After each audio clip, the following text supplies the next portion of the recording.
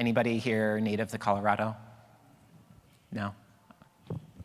No worries. I was curious how people enjoyed the nice hot weather this weekend.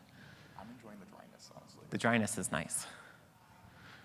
But my name is Mya. I'm a founder of my own company called C8 Labs, and during the day I'm a A1 platform engineer. If you get the joke, you get the joke. But I do quite a lot of different things. I like to work on edge computing devices along with cloud infrastructure and small startups.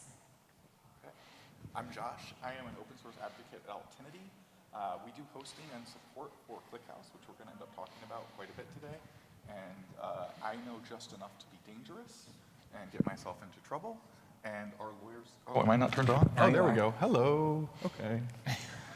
I know just enough to be dangerous. Part of my reach. Thank you. And our lawyers wanted me to include this footnote. And we are not affiliated with ClickHouse Incorporated. We're just open source contributors. We love the project. Yeah.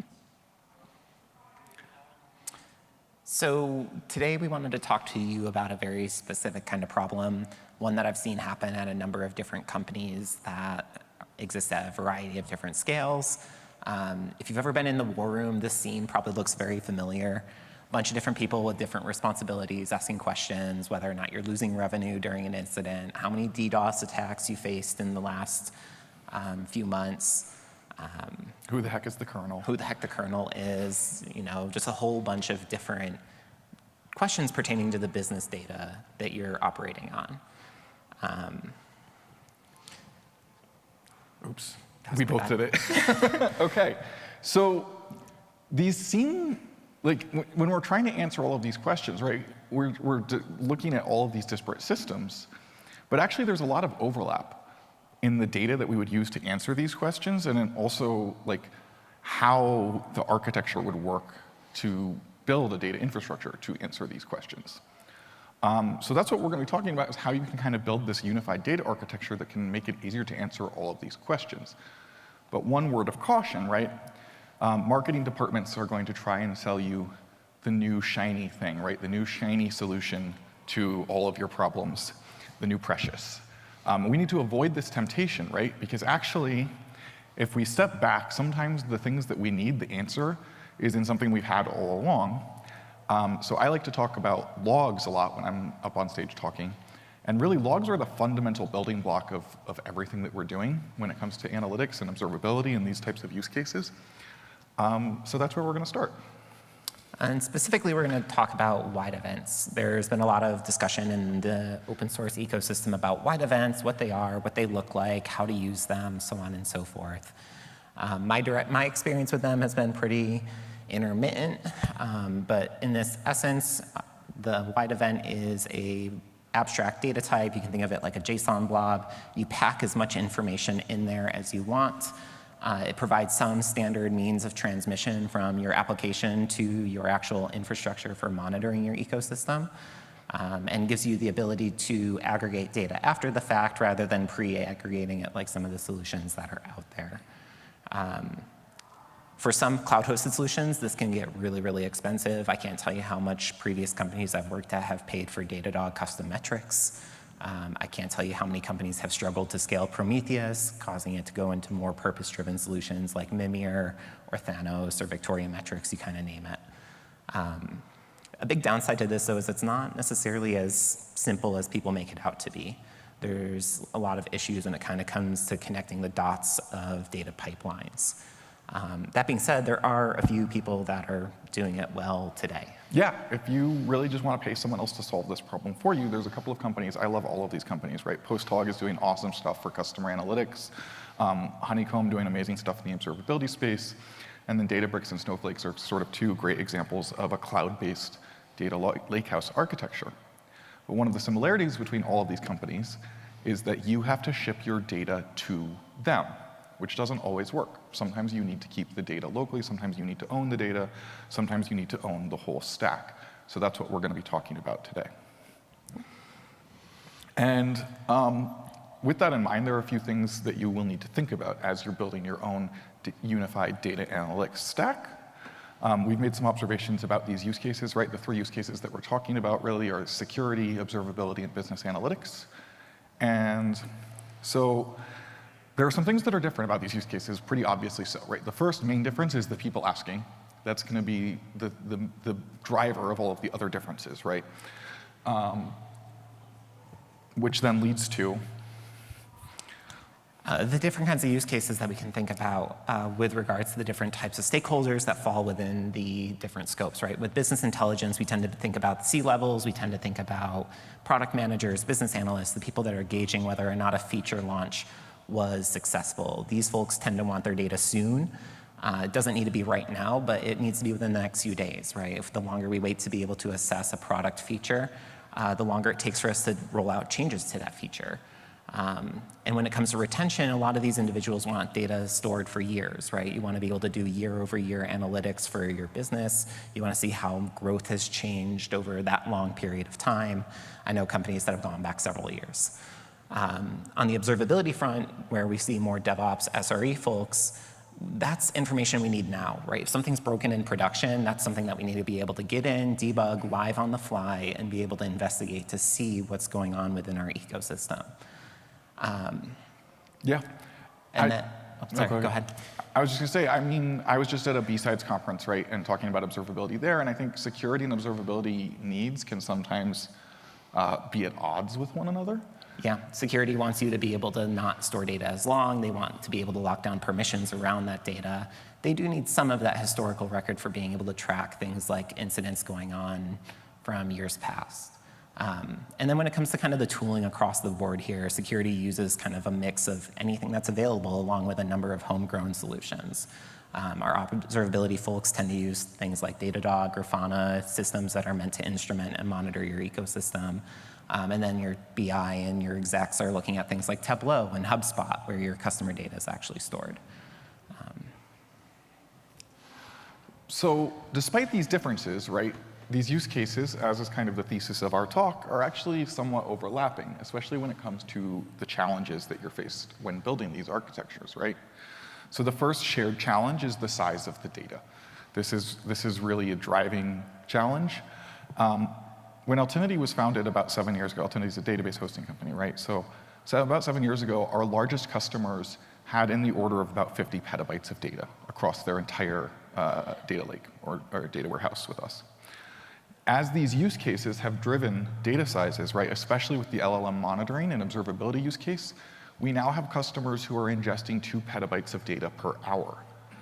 So we're talking about several orders of magnitude increase in the volume of analytics data that's being processed. And another key point is that this data can dwarf the actual transactional data, right? You can sometimes have 30 to 50 times the analytics data size as your actual raw transactional data. Another challenge we're sort of all faced with, not just in these 3 areas, but like universally right now, right, is this do more with less challenge.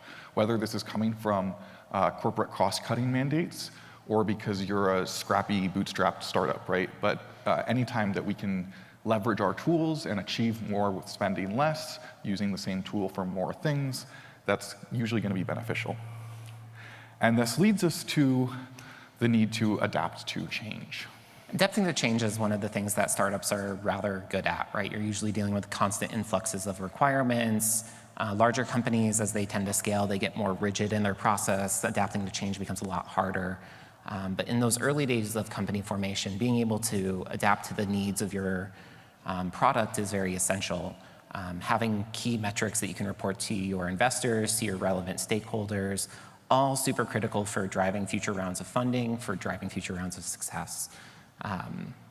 And then even nowadays with some of the larger organizations, we see a lot of CISOs starting to mandate new tools and technologies for being able to report on vulnerabilities across your ecosystem.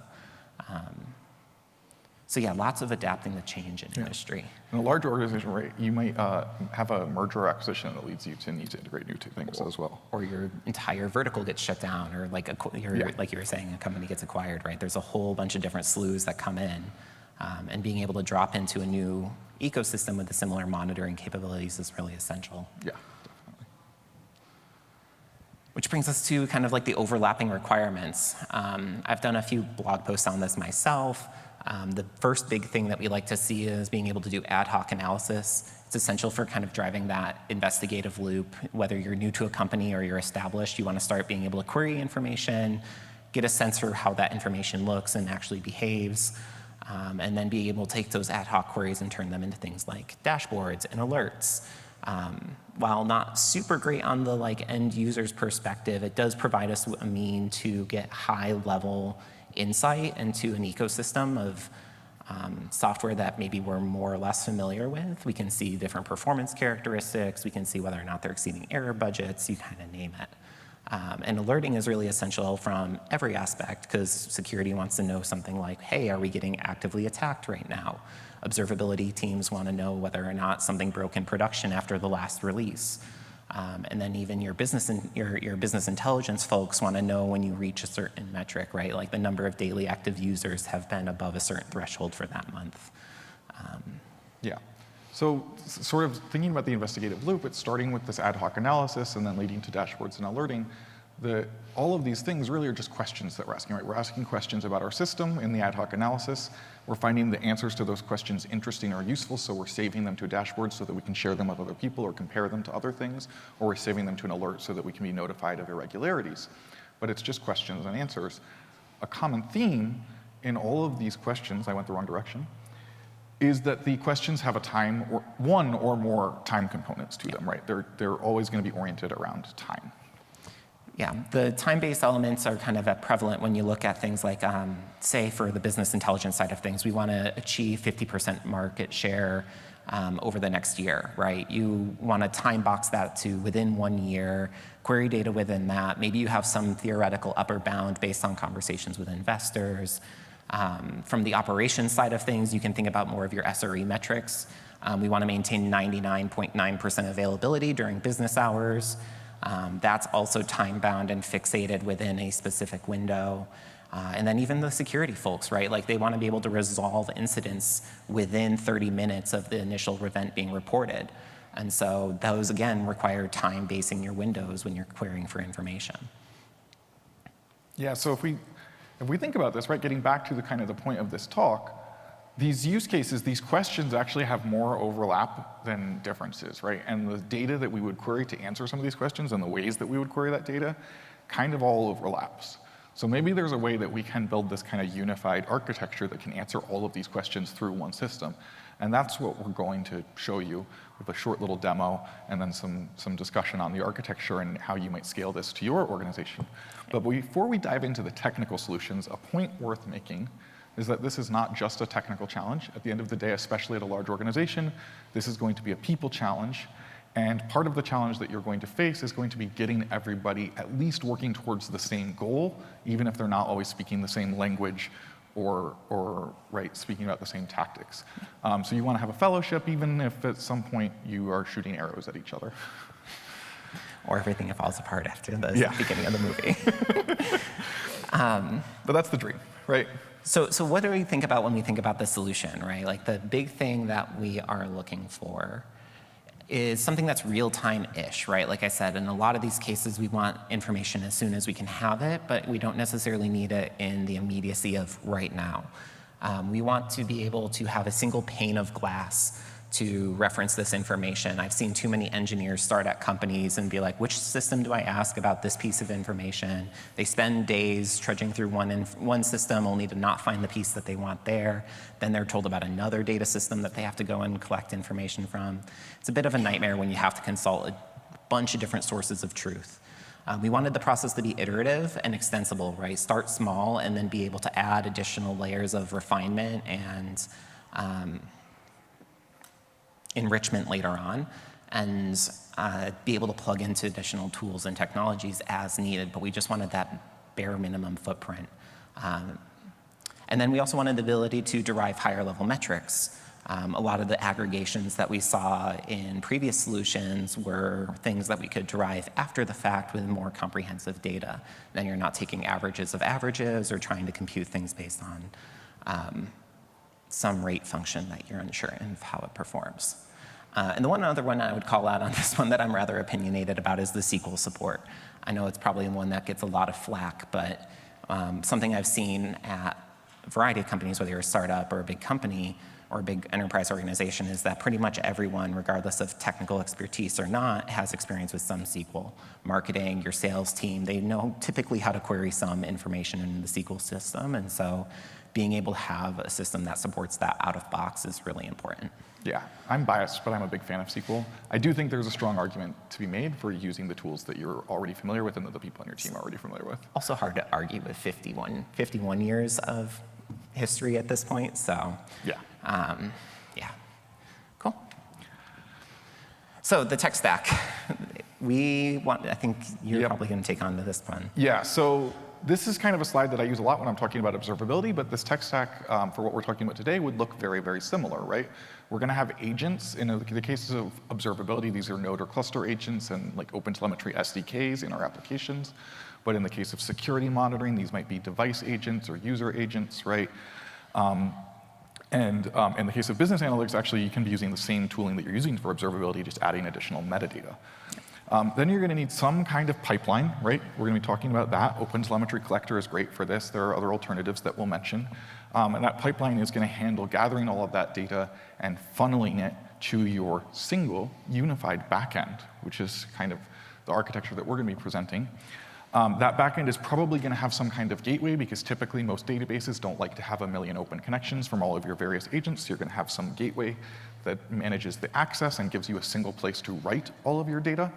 And then when it comes to actually reading that data and making use of it, right, you're going to need some kind of analysis UI that drives this ad hoc analysis that we've been talking about that allows you to build dashboards. You're going to need some kind of alerting that might be built in, it might be separate, but it's also going to be reading the data very, very frequently to make sure that none of the data violates any of the alert constraints.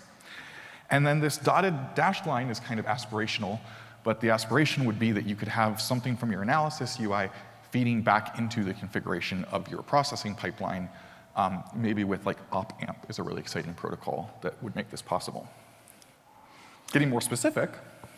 We can think about this architecture very concisely, especially for our demo today.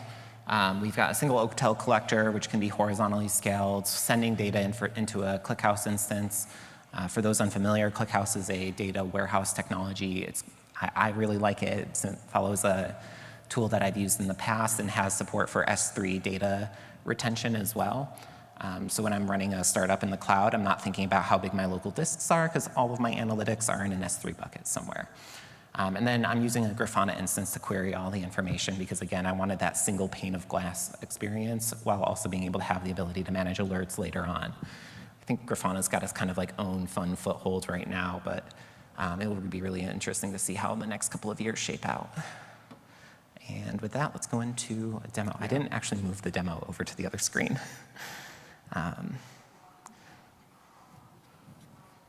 So, fun recording. And there we go.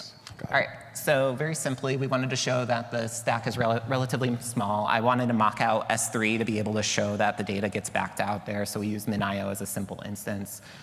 We've got just the ClickHouse, the Grafana, and the collector instances there.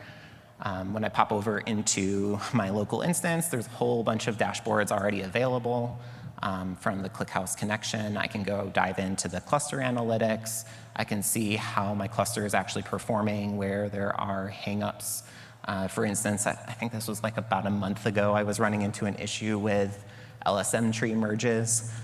We'll talk a little bit more about that later in the demo, of course, even though I downloaded this for offline use. Thank you, demo gods. We have a backup. Let me see. It's gonna be hard to drive without mirroring. I know, right?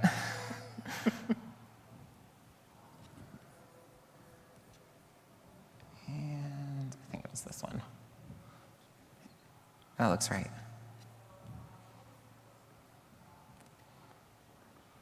This is why you have backups, folks. All right, we're going to fast forward through some of this because I'm not covering it again. Got our instances, local instance, dashboards, yada, yada, yada. Dive into the cluster analytics. Here we go. So you can see I was having issues with the log structured merge tree. I was able to pop over and look into the data a little bit better. I can see both the local volume that I have configured as well as the S3 volumes that actually retain most of my information. I can see different sizes of databases, their tables, so on and so forth. A lot of deep insights into kind of what's going on. You've got kind of the equivalent of a slow query log at the bottom. We can look deeper into queries. We can see how many total queries have been executed against the cluster in a specific time, what the average request milliseconds are, and then even go even deeper into the specific node instances. Because this is a single instance, I'm a startup. I don't need 4 instances of this data warehouse. I only get one line per value. So. But either way, super helpful when I'm trying to dig in and investigate what's going on with my cluster. I was also able to build a more product-focused dashboard for my projects. This is a system that tracks link clicks on your resumes. So if you have links included in your resume, we're able to tell when employers click on those links. I can see daily active users, the link click-throughs. That's a hard one to say. And dive specifically into those API requests, be able to get kind of the various trace information in a nice flame graph type of approach, and dive into the span attributes and see what's being requested.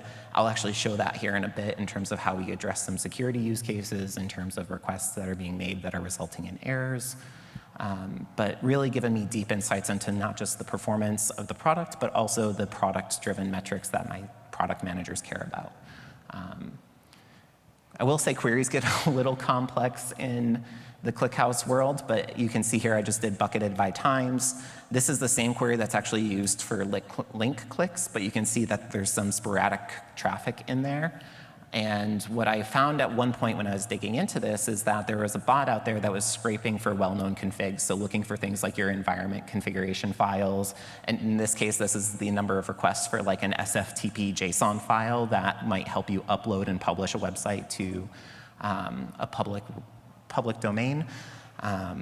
And so this just helped from an investigative standpoint of being able to dive in a little bit further, see how frequently these kinds of things are happening, and get a better sense of like, well, is my system actually under attack? I believe that's the end of our demo. So back here. Next time. OK, so we are showing a demo using Grafana and ClickHouse, but there are tons of open source alternatives that are all awesome. Apache Druid would sort of be a database alternative to ClickHouse that would let you do a lot of this, this architecture just within Druid itself. We love InfluxDB, especially for time series metrics, right? Metabase would be another solution that would sort of replace this entire stack as a single solution. Superset and Percy, of course, great open source tools for visualization. And I would say Apache Druid's a little bit more of a full stack replacement. If you've looked into it, they do some data pipelining type of stuff. They're able to do some of the background cron tasks on your behalf, so you don't have to do a lot of that. But that and Apache Kafka is going to always be a good one when you want to introduce some kind of buffering layer that has durable queryable streams. I think we'd be remiss if we didn't mention the possibility of replacing this whole interface with a chat interface, which is certainly a powerful way to surface this kind of data. Maybe not replace, but augment, right? When you think about the investigative loop process, you want to be able to store that query somewhere and not rely on AI being able to rederive the same query that it came up with the first time. Definitely. All right, so how do we actually scale this? We can think about this in terms of the, the IDs, the abilities, whatever you want to call it. Availability is the first big one, so how do we move away from a single instance of things? I mentioned earlier that the collector is actually a fairly independent, scalable process. You can break it out into 2 deployments. Maybe you have one that's querying node-level metrics and instigating every instance within your cluster. Maybe you have a cluster agent process that's actually querying your Kubernetes cluster for resources and emitting that information up. Maybe you have an actual horizontally scalable collector deployment that is just replicated. All of this can then feed into a ClickHouse cluster, whether you choose to manage that yourself or outsource it to something like Altinity's operator. Thank you. It's fully open source, by the way. It's an easy means to get a highly available system up and running. And help improve its reliability to some extent. Yeah, so how does all this work, right? how is ClickHouse able to make all of this possible? So we were kind of talking about this wide event architecture being not the simplest. But actually, if we leverage the right tools and if we leverage the right compression, right, we can actually make this very, very performant at scale, especially when we combine it things like S3 object storage. But one of the key fundamental pieces of how ClickHouse is making all this possible is the merge tree table engine. So this diagram is a technically log-structured merge tree, which is storing key-value pairs. But really, the only difference with ClickHouse is that you're storing columns instead of key-value pairs. So that's one of the key architecture things that enables this, is that it's a columnar format, which of course is going to make it a lot faster for us to read analytics when we're trying to read all of the data from a single column across every row, rather than having to read the entire row. So this can dramatically reduce the amount of data that your thread, your process, actually has to read and analyze. Then, to further reduce the amount of data that has to be read and analyzed, we have this background merging process. So basically, as the data comes in, it's immediately written to disk. It's immediately available. But then there's a background process that's compacting this data into larger and larger partitions. They're ordered such that they can be read very, very quickly, right? So as the data comes in, you can read it right away, but your queries might be slow. And then as the data is compacted into larger and larger partitions, your queries get faster, your query efficiency gets faster, and right, it's just sort of creates this virtuous cycle. Fun tidbit about the log-structured merge tree is it gets its name from the number of times that these volumes are actually compacted over time, which is logarithmic in its nature. If you want to know a little bit more about that, we can get into it after this talk, but it's one of the reasons why it's so efficient. Yeah, definitely. I also kind of mentioned S3 and object storage as a possible way to scale this architecture, right? So there are a couple of different architectures that are possible with ClickHouse. This is just one of them. This is something that we're supporting at Altinity right now with what we're calling Project Antalya. Again, fully open source, but it is an Iceberg integration for ClickHouse.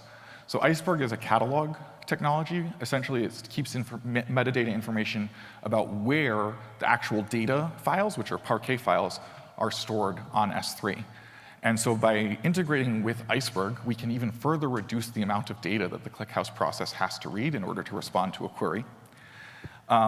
And so this architecture then becomes much, much more scalable. As we can see, we can have many different processes writing into our object storage, and then we can horizontally scale the ClickHouse instances that are reading from it. Maybe you're not as big a fan of SQL as I am, and you like PromQL, or you have engineers who really like PromQL.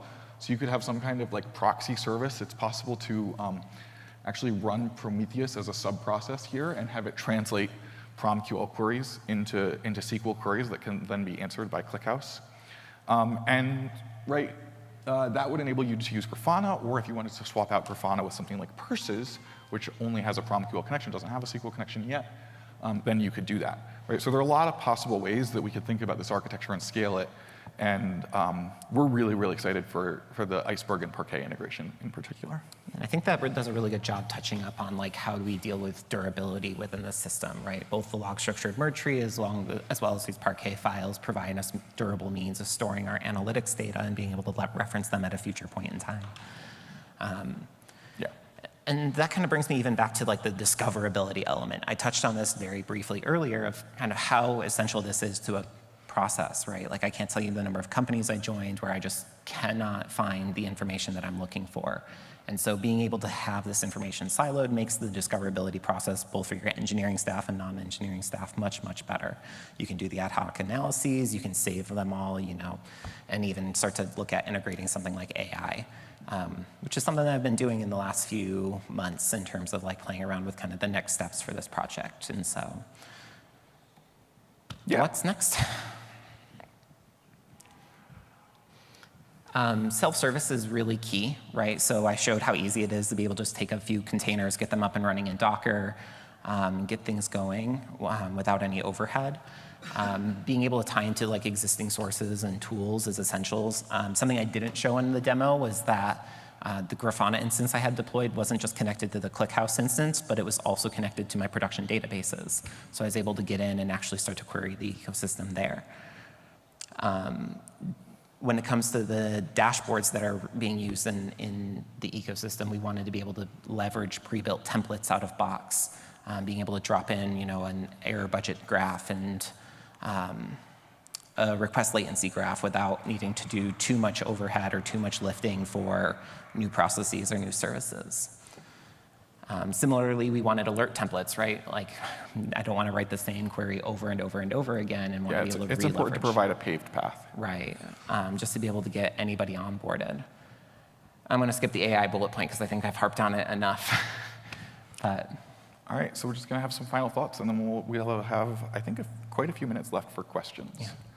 So first final thought is just reconsider the tools that you're already using. Are they meeting your needs? And when we're talking about our needs, right, it's helpful to step back and not be myopic and maybe look for efficiencies and similarities in the challenges that we're facing and see if there might be some overlap in the solutions that we build. Although I will caution that we don't want to take that efficiency too far. right, when you think about the data that you're storing, if your business is dealing with multiple verticals, the notion of a customer might vary depending on what team you're talking to. Team A might consider customers employers that are paying your company for job search support, or another part of your department might consider your customers job seekers that are trying to find work. Who the customer is varies depending on the context that you're in. And so it's important to keep that in mind as you're considering a broader solution like this. And then the other idea to keep in mind is to value perspective over perception, right? Like thinking about the bigger picture, thinking about how these larger resources relate to one another, rather than your kind of myopic view, because quite often it's very easy to get stuck heads down in your side of the world and not think about the broader needs of a business or organization. So, yeah. Cool. All right, that's all we've got. Thanks so much for coming, and we'll take some questions. if you want to connect with us, the QR codes bring us to Linktree, so feel free to find us online. And if this isn't the venue for you, we can track us down afterwards and we can chat then. So, yeah? What other front ends did you consider besides Grafana? So the question is, what other front ends did we consider besides Grafana? Two that we listed are Purses and Superset. And then Metabase, I think, would be a front end plus. Right, it sort of brings the whole stack with it. the big thing that Grafana offers that I've struggled to find with other solutions right now is alerting. Alerting's kind of the one where it's like you can find plenty of paid services to be able to adopt, throw money their way to deal with that kind of like whole alerting stack. But then you still deal with the problem of like, how do I expose the data that I want to query to that alerting service? And so it's kind of the unfortunate thing that I felt like Grafana was like really the only open source solution out there right now that deals with it. I actually think it's a great opportunity in the open source ecosystem to start a new project that's specifically related to alerting that may pair well with Perseus later on. Yeah. I do know Grafana's gotten a lot of flack for kind of being under the whole umbrella of the Grafana Labs ecosystem and the licensing kind of debacles. From what I've seen so far, it's actually been fairly decently licensed. It hasn't changed too much from my time using it, and it very much kind of, my usage of it falls within the use of the license. So I don't think too much about that. Plus, it's got a great extensibility model where I can just drop things in right now, and that gets the job done for me. Yeah. But yeah. At Altinity, we use Grafana heavily in our own internal observability. We had considered moving to Purses, and we chose to stick with Grafana mostly because we maintain a Grafana plugin, and it was important to us to dog food that. Yeah. Any other questions? Oh, I also have a bunch of stickers, by the way, if anyone wants a sticker. Yes? So the demo that you showcased, are you only using the ClickHouse data source inside Grafana, or are you using multiple data sources to collect all those metrics? Yeah, so the question is, are we only using the ClickHouse data source within Grafana, or are we also using other data sources? And the answer is I'm using multiple. I'm using ClickHouse for like all the analytics data, but I do have like my Postgres instances all connected up and running. Like that's how I'm able to query my production databases directly and see like what users are in my system. I do field level encryption with my ecosystem, and so I don't necessarily have to worry about whether or not I'm exposing PII to other members of the company. But the big thing there was just being able to have a single pane of glass for querying that information. And even from a developer tool standpoint, right? Like when I think about like, hey, I got the system up and running on my laptop. How many people have deployed AdMiner or PHPMyAdmin for being able to query their databases locally, right? This kind of takes place of that. Like, you don't need yet another process now. You can just use Grafana directly when you're doing local development. You can inspect tables, do a lot of that same type of stuff, but without the need for like a PHPMyAdmin type of solution. And then the other kind of nice thing there too is, I didn't really talk about it, but one of my pet peeves starting in industry 10 years ago was people would tell me like, oh, just emit this metric. And I'm like, okay, but how do I test that the metric is being emit the way that I want it to be emit, that the values look the way I want them to look? And they were like, just trust the process kind of deal. And I can't tell you how many times we got a metric out into production with garbage data, only to have to go back and hotfix it. And I think one of the big benefits of this ecosystem is that now when I'm doing local development, as I showed, it was 3 containers, right? Like 3 containers in the grand scheme of things, not all that much. And I'm able to kind of sit down and start to test my stat emissions now rather than later. I love that about this architecture, that you can literally run it on anything from a Raspberry Pi to massive 128 core EC2 instances, right? I've done that too. Yeah.